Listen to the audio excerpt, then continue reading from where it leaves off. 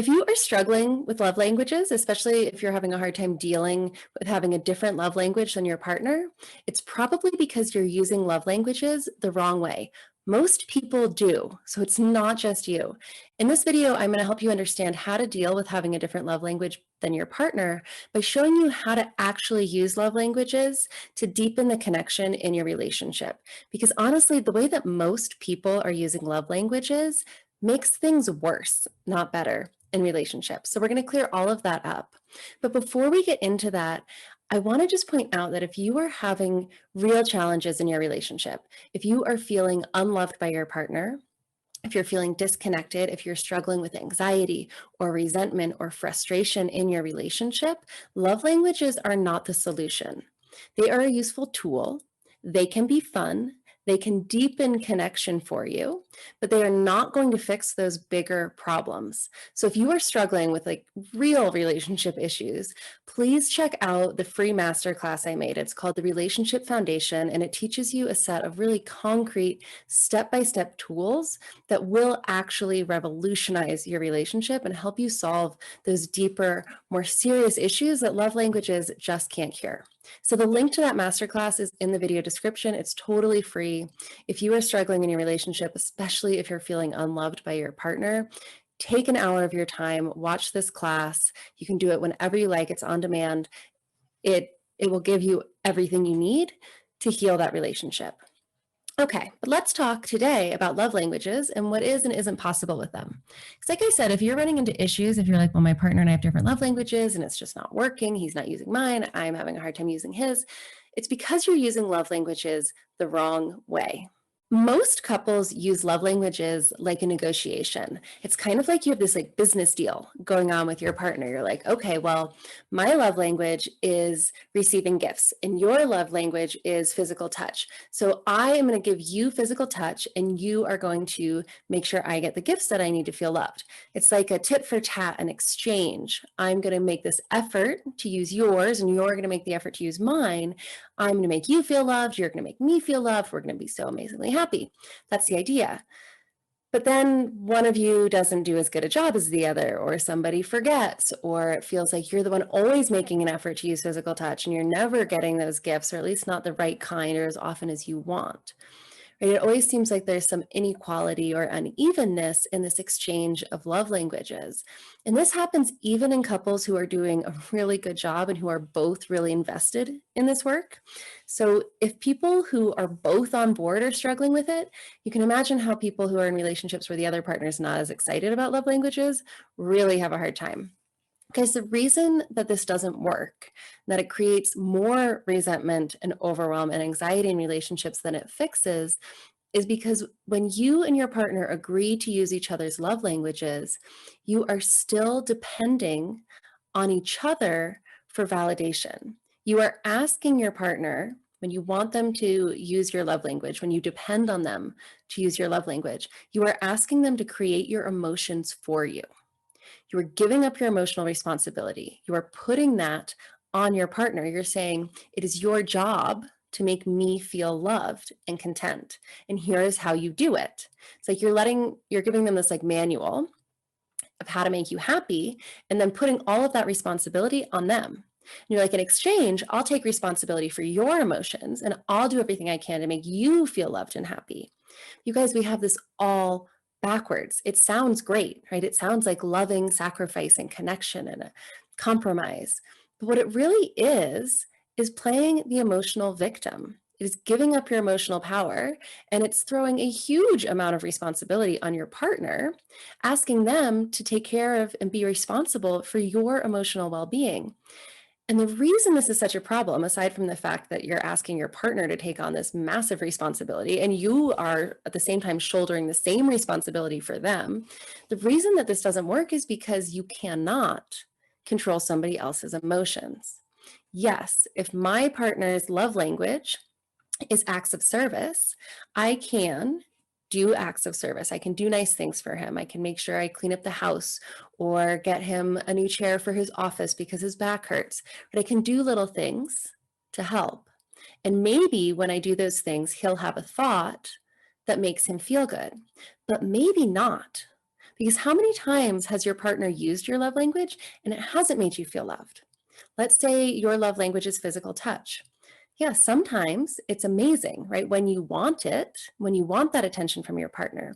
But when you're having a crappy day, or when you are really focused on a new project, or like in the midst of working on something, or you're worried about finances or about the kids, that very same physical touch that you appreciate when you're in the right mood can be annoying and bothersome. It can, you might even smack his hand away and be like, no, I don't need a back rub right now, right? We need to figure out how to pay these bills right now is what we need. So it's not your partner's action. It's not them taking actions according to your love language that make you feel loved. It is the thoughts you think when they take those actions. This might seem like a subtle distinction, but this is so important. Because if it's your thought about their action that's making you feel loved and not their action, that means that ultimately you are the only one who is controlling that emotion. You are the one making yourself feel loved. This is important because it means your partner's not doing it. Their action isn't doing it. Their action is just like a trigger for a thought you have, right? If your love language is acts of service, then acts of service trigger the habits of thinking about being loved. It's just that you've learned a habit. Your love language is a habit. It's like learning a trigger for a thought. It's kind of, this is a crude example, but it's like Pavlov's dogs. You remember Pavlov is the guy who trained his dogs. He rang a bell every time he fed them food, and pretty soon he could just ring the bell and the dogs would salivate because he made the bell a trigger for eating, right? For preparing to eat food. Our thoughts are the same way. We have a lot of habits of thinking. And when we have those habits over and over and over, they become belief systems. They eventually become personality traits, or we believe they're personality traits because we have them so often. A love language is just that. It's just a habit. It is a trigger that you have learned at some point in your life and held on to. Physical touch triggers your thoughts that you're loved. Receiving gifts triggers your thoughts that you're being loved. Spending quality time together triggers your thoughts about being loved. You learned that at some point in your life, in your childhood, from a book, from some kind of stimulus when you were young, and now you've connected thoughts about being loved to specific types of actions or words from other people. But it's the thoughts that you're loved, that you're lovable, that you're enough, that you're worthy, that somebody cares about you. It's those thoughts that are making you feel loved, not the action. The action is just the bell, right? The action is just the bell triggering that habit of thought. Right? So you might say like, okay, whatever. So it's a habit of thought. It still triggers my thoughts about being loved. So why shouldn't my partner spend quality time with me as a service to help me experience those feelings? And absolutely, like this is where love languages can be kind of fun because yeah, your partner can do that for you and help you think those thoughts that you're loved, but you can think those thoughts anytime you want and feel loved. Your partner does not have to do anything. That power is yours. And the reason that it's so important to realize that is when you treat love languages as this negotiation, as this like business deal between you and your partner, you think you're going to get to feel more loved more of the time, but it's not what ends up happening because your partner is a human. And sometimes humans get tired. Sometimes they get forgetful. Sometimes they get really wrapped up in something they're worried about or excited about, and they forget to do the things that they agreed to do. And when that happens, if you have put your happiness, made it dependent on your partner loving you in your love language, when they don't do it, you're going to be really hurt because now not only are they not giving you love the way you want, but they know they're supposed to, right? You guys have talked about this. You have agreed to it. You're doing it for them. So when they drop the ball, which inevitably we will all do, you guys, we are human. When they drop the ball, you're going to have a lot of thoughts about that. You're going to think that they don't really care, that they should make more of an effort, that this isn't fair. You're trying so hard and here they're, just off, I don't know, hanging out with the girls on the weekend and totally forgetting about you, right? Whatever it is, your hurt is going to be even greater than if they just weren't using your love language in the first place because you've made this deal, you've made this negotiation and they've dropped their half of it. So most of us, when that happens, make it mean something about us or about our partner, right? Either that they don't care about the relationship, that they don't love us as much as we love them, that we deserve to be with somebody better who will make a bigger effort. Right? It leads to so much drama and stress, which disconnects you from your partner, and it disconnects you from that feeling of being loved because those thoughts take you so far away, right? So far away from those thoughts about being loved and cared about.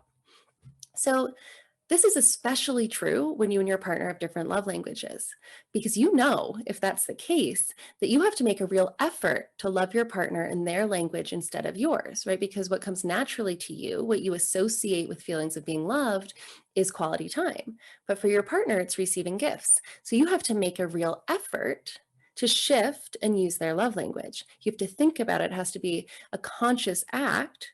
So you know how difficult this is, right? And how easy it is to drop that ball and let it down. So, how can you use love languages in a way that actually deepens connection instead of pulling you and your partner apart or creating this like business deal where one of you is like not upholding their end properly? The way to use love languages is for yourself. This is going to sound super counterintuitive. I don't mean that like if your love language is physical touch that you give yourself back massages. You can totally do that. But I want you to think about your love language. When you use your partner's love language, you're not doing that for them. That sounds strange, but bear with me. When you use your partner's love language to trigger their thoughts about feeling loved, do it as an act of loving your partner. Do it without any attachment to getting something in return or without any attachment even to them responding to it. They might not even feel loved when you do it. That's okay because it's not actually for them. Because when you love your partner and you do something loving towards them, you are the one who feels that love. We often think about love as something that we give to somebody else, but love is a feeling, love is an emotion. You experience an emotion in your physical body. That's what emotions are. They're physical sensations in your body, and they are created by your thoughts. So when I feel love for someone else, I feel the physical sensations in love because of my thoughts about them. Because I think I'm doing this because I love this person so much, or they are so amazing. I'm so lucky to have them in my life. Those thoughts create the feeling of love for me. Honestly, the other person is really not involved at all, right? I can't make them feel loved. I can't make them feel unloved. I can feel love for them anytime I want by thinking certain thoughts. This is where you can use love languages in a really fun and powerful way. You can use them to help give yourself that feeling of love for your partner. Most of us have love languages completely backwards. We think that we need our partner to use our love language for us to feel loved. But the truth is, the love language is actually an opportunity for me to feel love by using my partner's love language, right? Because remember, whenever I do something out of love for someone else, I am not only the creator of that love, I am the beneficiary of that love. It's not something I can give to my partner. I can't make them feel it in their body. When I do something out of love for my husband, I get to feel that emotion. It's within me. I get to feel that beautiful, open, loving warmth. I get to feel that deep sense of connection. It's all for me. He really doesn't have much to do with it at all. So, love languages are for you, not to receive love in the language that you prefer it, but as an opportunity to feel love, to feel connection by using your partner's love language. It's just another tool for you to think loving thoughts about your partner. It's another way to create an opportunity for you to trigger your own thought patterns of love and connection towards your partner. If you approach love languages that way, that your partner's love language is an opportunity for you to enjoy the experience of loving them, you are going to get so much more out of love languages. That is how they can actually be used to deepen your connection. It's an opportunity for you to feel greater love for your partner. That's what love is all about, right? Love feels good because it feels good to have it in your body. So create it with your love language. If you use them the other way, if you flip it around and are waiting for your partner to use your love language for you to feel loved, you're going to end up with a whole bunch of frustration, resentment, and anxiety because you are depending on something you can't control, your partner's actions, for your emotional well-being. And anytime we try to control things that are outside of our control, we end up anxious. So if you're using love languages and you're noticing resentment, frustration, or anxiety coming up for you, you are probably using them backwards. Try switching your mindset around. Approach the love language as something that you get to enjoy, as a way for you to deepen your experience of love and connection for your partner by using their love language intentionally. And guys, if you are struggling with these emotions in your relationship, and if you find that you really can't flip love languages around, if you're like, yeah, but they should be showing me love this way and they're not, and you just feel unloved and disconnected, this tool, this trick of flipping around love languages is not the solution for you, right?